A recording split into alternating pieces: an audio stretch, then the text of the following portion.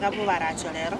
no tore na leaders bakisi program yaito ngokorandi na national government imbanga malio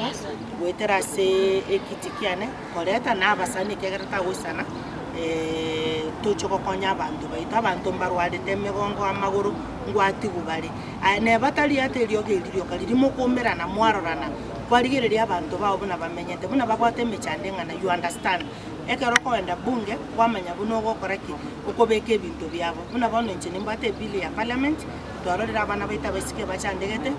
babwati information on gender violence ikegera umana na bakobera sikora mamumu abagawitu orora mamumu abagawiita tato mwabo so ebintu ebiga byonsi bitoko kora sexual offences amendment act